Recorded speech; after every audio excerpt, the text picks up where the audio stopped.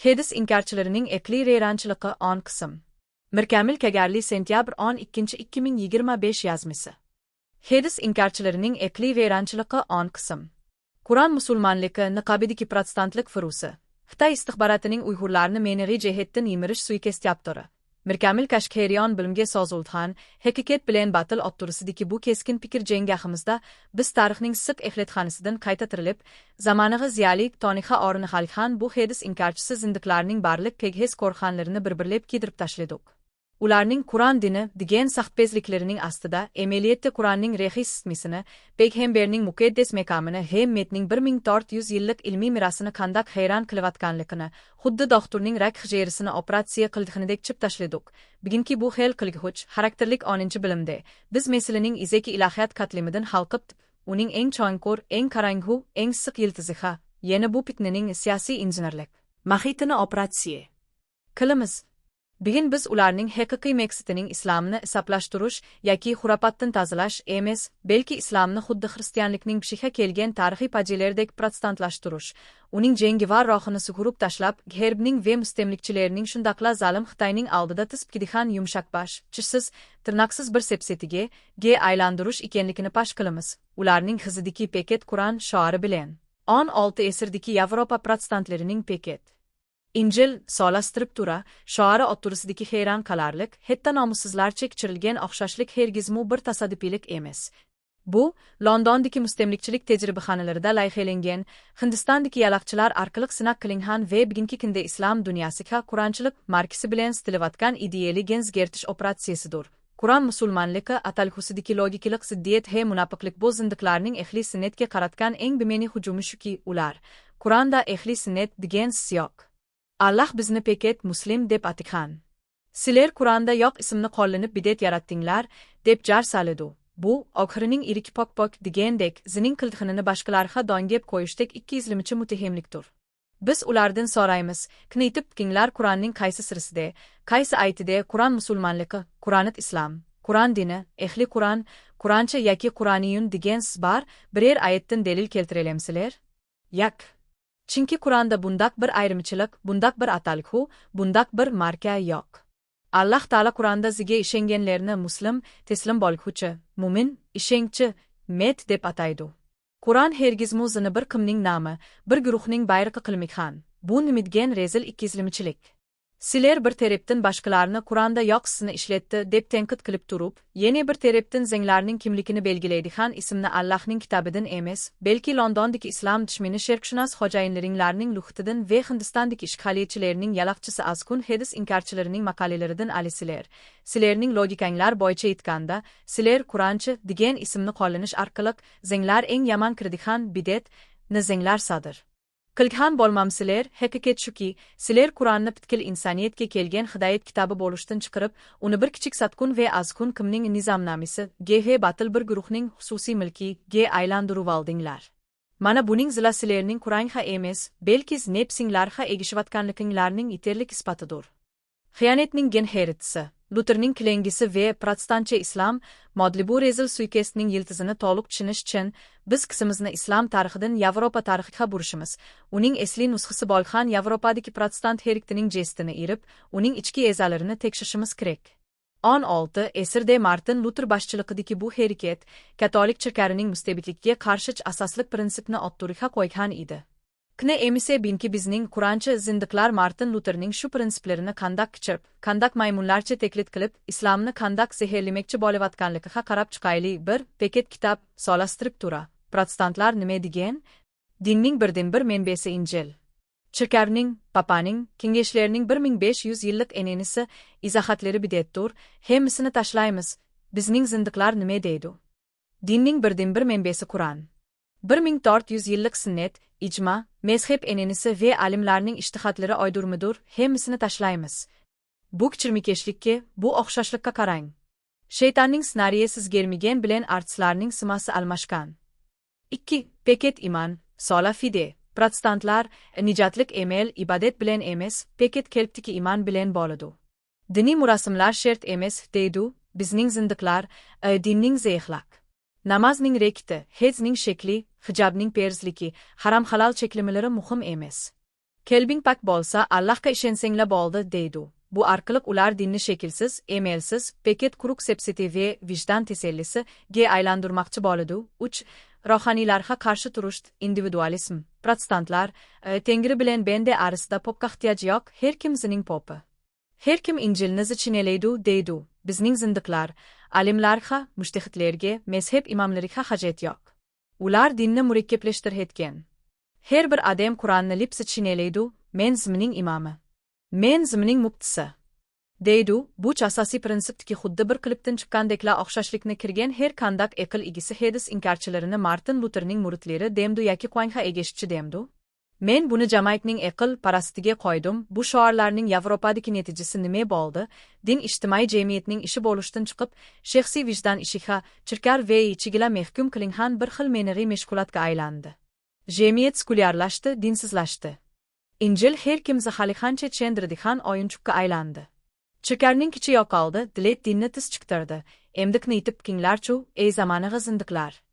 Sizlarning qilmoqchi bo'lganinglarmu del mushu islomni protestantlashtirish, yeni dinni hayotdan, diletdan, ijtimoiy turmushdan, qonundan qo'qlab chiqarib, uni peket shaxsiy vijdonning tar kepiziga solab qo'yish emasmi? Sizlar musulmonlarni xuddi yevropalik pishvayinglarga o'xshash dinsizlashtirishni nishon qilgan va Londondagi xo'jayinlaringlardan vazifa algan yallanma askar bo'lmaynmi? London tajribaxonasi va itoatkor islom qurilishi bu Qur'on musulmonligi degan zehrlik mahaning yiltizi nemekkide, nemedinide. Uning yiltizi 19 asrdagi Britaniya imperiyasining mustamlika strategiyasiga tutishdi. 1857 yili Hindiston musulmonlarining sipahi qo'zg'ilinga azodlik urushida qattiq zarbiga uchragan inglizlar bir haqiqatni ochiq holda tonib yetgan edi. Musulmonlarning bedanini qilich bilan, zembrek bilan pachaqlik qilib olisimu, ammo ularning jihad, met va shariat bilan qurollangan ruhini hergiz bo'ysundir qilib olmaydi. Ularning dini tiqadi mustahkamlab oladigan, ular bizga hergiz bosh egmaydi. Shuning bilan Londondagi sharqshunoslardan iborat shayton tajribaxonalari da islom dushmani Yahudiy sharqshunos Ignaz Goldzigerning bir itekchilikida ingi bir plan tuzildi. Pistmik bilish nazariyasi injenerligi. Yana islomni sirtdan yo'qotish emas, uni ichidan zgertish. Ularga shundoq bir yumshoqbosh islom lozim ediki, uningda jihad bo'lmasin, peket nefsi bilan kirish bo'lsin. Ishg'olchiga qarshi turmasin, uningda xilofat himmat bo'lmasin, peket shaxsiy dindorlik bo'lsin. Birlashelmisin. Ishg'ol siyostimizga aralashmasin, uningda shariat bo'lmasin, peket axloqiy nasihatlar bo'lsin. Dilet qurolmasin, uningda ingliz qonunlariga qarshi turadigan hech qanday meniy kuch bo'lmasin. Bosh egsin, buning uchun ular ikki cho'ng strategiyani ishga soldi.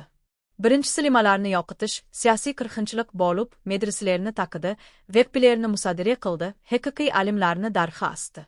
Maqsad dinning eneniga qo'qituvchilarini yo'qotib, maydonni zilarining yalaqchi atalmish qiziyalilari giha boshitib birish edi. Ikkinchisi ingi bir din ijod qilish, ideyaviy zehrlash bo'lib, ular Said Ahmed Xanga o'xshash satkun yalaqchilarni maydonga chiqardi. Bular zamoniga musulmon ziyoli niqobi ostida. Qur'on ilmpenga uyg'un hadislar aqlga sig'maydi, sunnat tarixda qoldi, din degan peket axloqdir, deb jar silishga boshladi.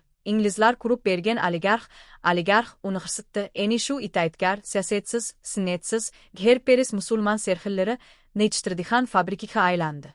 Keyincha bu zavoddan Mirzo Ghulam Ahmed Qadianlikning qurg'uvchisi, Cheragh Eli va Abdullah Chakralari Qur'onchilik xeriktining rahbari, ha o'xshash islomni ingliz tajikhatis bitirdigan xaynlar yetishib chiqdi. Mana, bugungi bizning zlarini Qur'onchi deb atalgan Uyg'ur zindiqlarimizning tarixiy atlari eni shular edi. Ularning gniha Engiliya xanishining tamxisi urilgan. Ularning ideali nesebi Muhammad sallallohu alayhi vasallamga emas, masjidi Zirarni saldurgan Ebu Amir er-Rahbga, mashhur Medina munafiqi Abdullah ibn Ubay ibn Selulga, tunzi yalthan payg'ambar Musaylimatul Kazzabga va balki islom dunyosini harbiy kuch bilan emas, fikriy o'zgartish, orqali bo'ysundirish nazariyasining mari, loyihalikchisi hisoblanadigan Misrdagi ingliz valisi Lord Cromerga tushadiganligini. Ikkich boshliq ejdiha. Zamoniga zindiqlikning zehri bu protestantcha islom, habasi islomning jon tomiriga chil ejellik zehrni urmoqchi bo'ladi. Bu zehrlar bugungi kunda aqlchilik, erkinlik va sab din degan yaltiroq pekhezlarga oralgan holda bozor haslinmoqda. Birinchi zehr dinni depolitizatsiyon, siyosatsizlashtirish, zalimga yantayoq bo'lish. Bu zindiqlarning eng cho'ng devasi.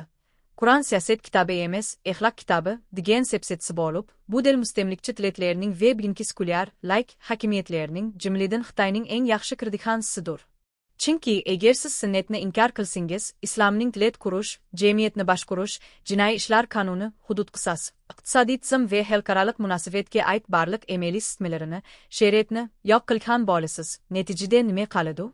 Peket masjidning bulungiha yoki shaxsning vijdoniga qamalgan, dunyoga hukm qilish iddisidan voz kechgan, zalimga yo'q deb isyon qilolmaydigan, tiletlarining rasmiy ideologiyasiga zid kelmaydigan bir meniy sepseti qoladi. Bu, islomni yolbosdan mushkka aylantirish suiqasdidir. Ikkinchi zehir, metni parchalab, shaxsiy papalarni yaratish individualizm, protestantchilikning yadrosi har kimning papasi degan shaxsiyatchilikdir. Bizning Uyghur zindiqlarimi o'xshashla, alimlarga egishmanglar, mazhabner bilginchilik, har bir odam Qur'onni o'qib, zitshensun deb jar silish orqali amaliyotda metning ortaq aql merkezini, ijmoni, 1400 yillik bilim, tajriba xazinasini hayron qiladi. Buning natijasi nima bo'ladi? Birlik emas, balki tarixda misli ko'rilmagan anarxizm, qalaymiqonchilik tukuladi. Har bir jahil zini mushtahid hatto payg'ambar chaklab, zining shaxsiy Qur'on dinini ijod qiladi. Xuddi Yevropadagi protestantlar minglikhan mazhabnerga bilinib ketgandek, bular ummatni milliardlikhan shaxsiy dinlarga parchalab, birlikka kelolmaydigan, dushmanching yutulish ongay bir loqma ga aylantirmoqchi bo'ladi. Chinchi zehir, aqlni but qilish, rationalizm, nepsperislik, ular din aqlga uyg'un bo'lishi kerak deydi. Emma ular qaysi aqlni qisda tutadi? Eliyatda, G'arbning materialistik felsefasi bilan yuqorilgan, Rehining nuridan mehrum, shaxsiy havay-havasga esir bo'lgan atalmish zamoniga aqlni, ularning nazaridagi aql, Allohning rehisini sotlaydigan, birdan-bir vazifasi payg'ambarning sunnatidan qusur istab ayblaydigan sotsidir. Agar bir hadis yoki oyat ularning zamoniga aqliga, G'arblik xo'jayinlarining ichimiga sikmisa, uni derhal bu oydurma, bu epsane deb red qiladi. Netijada ular Allohga emas, amaliyotda o'zlarining aqliga va nafsiga cho'qinadigan ingi bir dinni, nafsaniyatchilik dinini berpa qiladi. Qur'on Karim bir butun sistemadir. Uningda Rehining teksti Qur'on, Rasulning bayoni, sunnat, aqliy tafakkur va metning ijmosi birliki din iborat amal bir gavdaning a'zolaridek zich baklangan. Qur'on Nahl surasining 44 oyatida payg'ambarni bayon qilguvchi, tushuntiruvchi deb ataydi. Bu zindiqlar bo'lsa payg'ambarni paket pochtkashga aylantirib, uning bayon qilish yana tushundirish vazifasini tartiq olmoqchi bo'ladi yoki inkor qiladi. Bu ochiqdan ochiq Qur'onga xiloflik qilish emasmi, shaytonning rehisimi yoki Xitoyning buyrug'imi? Hadis inkorchilarining petrasi bilan Xitoyning Uyg'urlarga qaratgan assimilatsiya siyosatining tasodifiy o'xshashligiga siz bu zindiqlarning, hadis inkorchilarining yaqinqi yillarda chiqargan G'elite petralari, diqqat qilsangiz, kishini hayron qoldiradigan, hatto nefratdan butun bedaningizni titratadigan bir haqiqatni bayqaysiz. Ularning Qur'onni tushunish nomida otturiga tashligan har bir bildirilishi, Xitoy tajovuzchilarining Sharqiy Turkistonda ijro qilayotgan irqiy qirg'inchilik va dinni xitoylashtirish siyosatlari bilan xuddi bir klipdan chiqqandekla o'xshashadigan va bir-biriga moslashadiganligini kirsiz. Bu bir tasodifiylikmi? Yo'q. Siyosatda tasodifiylik bo'lmaydi. Tufayli silishtirmalarga qarab kinglar va hukmni zanglar chiqiringlar. Bu sizlarni Alloh dehatamdu yoki Xitoy istixborotimi? 1. Nasibni buzish va assimilyatsiya qilish suiqasdi Uyg'ur hadis inkorchilarining Istanbulda vafot bo'lgan Uyg'ur pishvasi, Beijingdagi Uyg'ur o'quvchilarining Xitoy bilan to'y qilish qilmaslik haqida so'ragan petrasiga taxminan 10 yil ilgari javob berib, musulmon Uyg'urlarning dinsiz Xitoy bilan to'y qilishi joiz degan, hatto bu petrasini musulmonlar to'g'ridan qilgan. 3. Xitoyning siyosati Millatlar ittifoqligi nomida pul berib, Uyg'ur qizlarini va yigitlarini Xitoy erlari bilan to'y qilishga majburlash. Silishtirib baksangiz, har ikkilisining maqsadi bir, Uyg'urning kinini buzish, keyingi avlodni xitoylashtirish va milliy kimlikni yo'qotish. Hadis inkorchisi zindiqlar bu jinoyatga diniy ton kiydirib berdi. Xitoylar bo'lsa pul bilan qiziqtirish yoki majburlash usulini qo'llanmoqda. 2. Haya perdasini yirtish va diniy simoni yo'qotish Uyg'ur zindiqlarining petvasi. Hijob va yaxlik artish perz emas, u Arabning odati, Xitoyning siyosati. Go'zallikni namoyon qilish nomida yaxlikni cheklaydi, onalarimizning kishini majburiy ochdi, lagerda ayollarning chichini majburiy kesdi. Silishtirib king, Xitoy kich bilan qilayotgan ishni bu zindiqlar Petra bilan qo'llab berdi. Maqsad Uyg'ur ayollarining islomiy simasini va nomus tuyg'usini g'ayron qilish, 3. Haromdan yerginish tuyg'usini yo'qotish, manqultirashtirish, zindiqlarning petvasi. Harak harom emas, choshqining kishilar harom, ichki a'zosi va mi halol, shek kishi halol. Xitoyning siyosati Ramazonda mecburiy haraq ichish, lagerlarda choshka kishi yegish, Uyg'ur izilarida choshka pishishni mecburlash, mahiyati, musulmonning segikligini yoqitib, uni haraq yeyish, gehepletda qalkhan, her qandaq paskinchilikni halal deb qabul qiladigan manqurtga aylantirish, tort, jangivarlikni sundirish va teslimchilik zindiqlarning petvasi, jihad qilish qorallik urushishni ichiga almaydi. Islom futuhatlari tajovuzchilikdir, Xitoyning siyosati, barliq qarshilik harekatlarini terrorlik deb bastirish. Tarixni o'zgartib, islomni sirtdan kelgan tajovuzchi deb tekshirlash, mahiyati, Uyg'urlarni zalimga qarshi turmaydigan, tarixidan nomus qiladigan, pshixa ursatib ketadigan qo'rqinchak qo'yga aylantirish. 5. Jamoatni parchalash va axloqni vayron qilish zindiqlarning petvasi. Ijma va jinoza namozi yo'q, hitta qurbonlik qilish yo'q. Ayol yalhuz yerda zina qilsa bo'ladi, Yashar Nuri Stirk, ayolining hammasini ayoli bilan bir vaqtda nikohida tutsa bo'ladi. Betishvozlikka jazo berilmaydi. Xitoyning siyosati, masjidlarni chiqish, jumani cheklash, liklarni jinozasiz kidirish. Uyg'ur yoshlarini kechlik klublarga va paxshivozlikka undash, mahiyati, islomning sharhlarini yo'qotish, musulmonlarning bir yerga jam bo'lishining oldini olish va oila axloqini buzish orqali millatni chiritish. 6. Eng chong yalxan. Islomda dilat va siyosat yo'q. Qulluqning petvasi bu zindiqlarning eng ko'p takrorlaydigan va Xitoy hokimiyati eng yaxshi kiradigan yana bir rezil petvasi. Islomda siyosat yo'q, musulmonlarning islom diliti qurish vazifasi yo'q. Xeliplik degan dilat qurish emas, peket menig'iy rahbarlikdir degan sepsetsidir. Bu opochiq holda Qur'onga, tarixga va aqlga qilingan xiyonatdir. Hem del Xitoyning bilginchilikka qarshi turish, shoariga moslashtirilgan siyosiy teslimchilikdir. Bu petra kimning ishiga bek yaraydi? Eliyatda Xitoy kompartiyasining. Chunki siz diletingizni qurishni diniy majburiyat deb bilmasangiz, Xitoyning hokimiyatiga bosh kishni tabiiy ihfol sifatida qabul qilasiz. Bu zindiqlarning heliplik dilet emas, deshi amaliyotda Xitoy Xalq Jumhuriyatining pukrasi bo'lib yashab tektiringlar, xaten biringlar, isyon qilmanglar degan teslimchilik chaqiriqidan boshqa narsa emas. Payg'ambar alayhissalom Madinada dilet qurmaganmidi? Peket vez nasihatchilik qilganmi? Agar islomda dilet qurish yo'q bo'lsa, Payg'ambar alayhissalom nimishqa Madinaga hijrat qilib u yerda bir siyosiy qurilma dilet qurdi? Nimishqa Madina nizomnomasi, tunzi asosiy qonunni tuzdi? Nimishqa harbiy qo'shin hozirlab chiqdi? Baj, zakat, jizya yig'di, elchilarni ehtdi, he boshqa diletlar bilan kelishim tuzdi? Bularning hammasi siyosat va dilet boshqarish emasmi? Zindiqlarning nazarida Payg'ambar alayhissalom nevzobillah zining diniga xiloflik qilib dilet qurganmi? Xeliplaricha Qur'ondagi hukm oyatlari kimga tushgan? Alloh taolo Qur'onda, kimki Alloh nazil qilgan qonun bilan hukm qilmaydi ekan, ular kafirlardir. Maida 44 deydi. Hukm qilish deganlik, sot qilish, qonun ijro qilish, jazolash va boshqarish deganlikdir. Dilet bo'lmasa, hokimiyat bo'lmasa, oxirining qolini kim qisidi? Zina qiluvchini kim jazolaydi? Jinoyatchi va zalimga kim jazo beradi? Demak, islom peket masjid ichida ado qilinadigan ibodatlar emas, balki hayotning hamma sohasiga, jumladan siyosat, iqtisod, dilet boshqarishga yetakchilik qiladigan mukammal tizimdir. Dilet yo'q, siyosat yo'q degichilar Qur'onning barliq ijtimoiy va qonuniy oyatlarini, shariatni amaldan qoldirib, dinni siyosatdan xalilashtirib, uni mustamlikchining qonuniga bo'ysundirib bermoqchi bo'lgan zamoniga belam binni bavralikdir.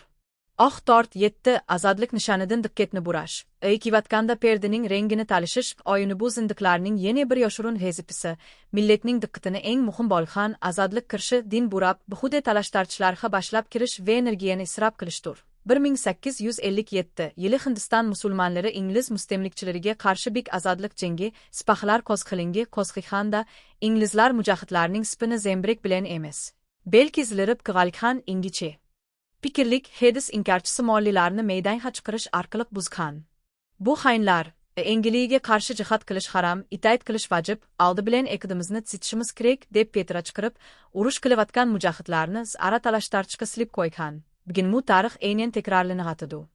Xitoyga qarshi turish uchun milliy birlik intayin zarur bo'lgan. Yetenda yemiz kivatgan bir paytda Uyg'ur Hedis inkarchilari tarixning axlatxonasidan chiqib, balani Hedis to'kiri muhatamu, aqlga sikhamdu. Ayollar imom bo'lsa bo'lamdu. Shek ishi halalmu, haraq itsa bo'lamdu. Degandek, hozirgi vaziyatda millatning tekdiriga qilchilik paydasi yo'q timilarda gulxula qo'zg'ab, yoshlarning sihnini haqiqiy dushmandan, Xitoydan burab, ichimizdagi ixtilofga yetkimakda. Bu diqqatni burash taktikasidir. Istixborot organlarining olti qo'l faoliyati yana tetr tashviqot qurolidir. Ularning maqsadi sizlarni Qur'onga boshlash emas, balki sizlarni Xitoyga qarshi kirishdan to'xtatib, masjidning bulungida yoki tor dunyosida buxude munozara qilib o'tiradigan jahl munozirkashlikka boshlashdir. Axirgi kunlardagi ehmaq shoirning bildirlashlarimi bu tirdindir. Xulasa shunga, hurmatli musulmon qirindishim. Kizinglarni chinglar, bu Qur'on musulmonligi degan narsa bir islohot emas, balki bir vayron qilish loyihasidir. Bugungi kunda zini Qur'onchi deb atalgan Uyg'ur zindiqlarining chiqarayotgan har bir petvasi, amaliyotda Xitoy Kompartiyasining Sharqiy Turkistondagi lagerlarda yo'lga qo'yilgan minga yuyish nizomnomasi ning diniy to'nga oralgan nusxasidir. Ularning arkasida Qur'onning hidoyati emas, balki go'ym bu Davlat bexatarlik ministerligi ning maxsus fondi va yo'lyo'riqi barligi ehtimolga nihoyatda yaqin. Bizning yo'limiz naq, biz tarixda inglizlar va hozir Xitoylar oydirib chiqqan Qur'on musulmoni emas, biz Qur'on anglatgan payg'ambar sallallohu alayhi vasallam amaliy ijro qilib eng go'zalligiga bo'lgan sahobalar yetkazgan va 1400 yildan bir metning ijmosi bilan ilmiy sistemasi mustahkamlangan Allohga taslim bo'lgan haqiqiy muslim ixlosmen minlarlarmiz. Qur'onda teriplangan Hazrati Muhammad sallallohu alayhi vasallamning mitimiz, bizning Qur'onimiz sunnat bilan bayon qilingan, amaliy tushuntirilgan va izohlangan tirik hayotbaxsh Qur'ondir. Bizning dinimiz hayotning hamma sohasiga hukm qiladigan mukammal bir hayotlik tizimidir. Alloh taolo Maida surasining 3 oyatida: "Bugun men sizlarning dininglarni mukammal qildim" deb jakarlikhan. Bu oyat nozil bo'lganda payg'ambar alayhissalom hayot va uning sunnatlari bevosita nazorati ostida to'liq ijro qilinayotgan chaq edi. Demak, mukammallashtirilgan din hem Qur'onni hem sunnatni ichiga olgan mukammal dindir. Alloh mukammal qilgan taqadimizning o'yingilanish, qayaki bir qancha qalaq teklitchi maymun zindiqlarning itsitishi hech qanday ehtiyoji yo'q. Jiddiy eskartish ve chaqiriq, bu menig'i hirus, larxa qarita ammig'i karantina lan qilish yuqorida dalillari bilan isbotligimizdek, bu hadis inkarchilari, zindiqlar oddiy bir fikr qilma emas, balki millatning imonini, millatning birligini va hetenning azodlik rohini ichidan chirtayotgan yeng ichidagi ilan va ishg'oliyatchilarning virusidir. Virusning dorisi bo'lsa, uni yalhur qoldirish, isolatyon karantina qilishdir. Shunga barlik hetemperjer, imonlik Uyg'ur jamiyati bu haynlarga qarita tendikdek keskin pozitsiya tutishi va ijtimoiy tozalash, lib birishi shart. Bir ijtimoiy munosabatni salom saytni to'xtatish, musulmonning salomi, tinchlik va duodir. Payg'ambarning sunnatini inkor qilgan, metga xiyonat qilgan bundaq kishilar bizning duoyimizga va hurmatimizga loyiq emas. Ularni kirganda yezirish, salom qilmaslik va salomini olmaslik ularning batil qilmiga qaytariladigan eng chong reddiyadir. Ular jamiyat tezlarining naqadar yirginchlik ekanligini his qilsin. 2. Qudabaja bo'lmaslik, nasibni qo'rqitash. Bundaq aqidasi vekni buzuq, fikri zeherli kishilar bilan qizlish birish, keyingi evladni zeherlash demekdir. Ularning Xitoy bilan to'y qilish joiz degan petrasini izlariga qaytarib, ularni izlari yaxshi kiradigan shu ateistlar ha ittirib birish kerak. Pak Uyg'urkni va imoni bular bilan bulthanmisun 3. Diniy murasimlardan cheklash, to'ytgan, nezirchiroq, chay va mehmondorchiliklarga bormaslik, chaqirmaslik. Bularni hech qanday sorunga, to'ytganga, nezirchiroqlarga va jamoat yig'ilishlariga taklif qilmaslik kerak. Agar ular kelgan sorun bo'lsa, ahli sunnat jamoati u yerdan chiqib ketishi kerak. Ular xalq ichida yalg'iz qolsin, siqib chiqarilsin, tort jinozasiga bormaslik. Ular hayotida jinoza namozi yo'q, Qur'onda kelmagan deb petira bergan ekan, ular ligendimi ularga jinoza namozi o'qishning hojati yo'q. Ularning liki musulmonlarning qabristonligini bultximisun. Xuddi munofiqlarning kattaqshi Abdullah bin Ubay ligende payg'ambarimizning uning jinozasini tushishni tosqinidek, bularga shundoq muomala qilinishi kerak. 5. Tor dunyosidan sipirib tashlash WhatsApp, Telegram qatorliq aloqa to'plaridan, gruppalardan bundaq shaxslar derhal chiqartilishi, chiqarmagan gruppalardan ahli sunnat jamoati chiqinib chiqishi kerak. Ijtimoiy taratqularda Facebook, YouTube ularni blok qilish, ularning zeherlik sirlariga sahna hozirlab bermaslik, hammaylar birlikda do'stlikdan chirib tashlash kerak. Qisqasi, bu yeng ichidan chiqqan yilonlar va qo'ytirisiga orni xalqan birilarga hergizmu keng ko'rsaqlik qilishga bo'lmaydi. Biz ularni jamiyatimizda ta'sirsiz xalqqa keltiribla qolmasdan, balki ularni xiyonatlarining bedeli sifatida xalq arasida pishini kitirib mangalmaydigan tikrikla loyiq xalqqa keltirishimiz imonimizning va hetempejerligimizning tekazasidir. Izohatlar. 1. Izohat. Ignaz Goldziher, zamoniga hadis inkarchiligining Yehudiy atisi Ignaz Goldziher 1850-1921 ingiriyalik mashhur Yehudiy sharqshunos. U g'arb dunyosida islom dini va hadis ilmlariga qarita sistemlik gumon va tanqid paydo qilgan tunji shaxs hisoblanadi.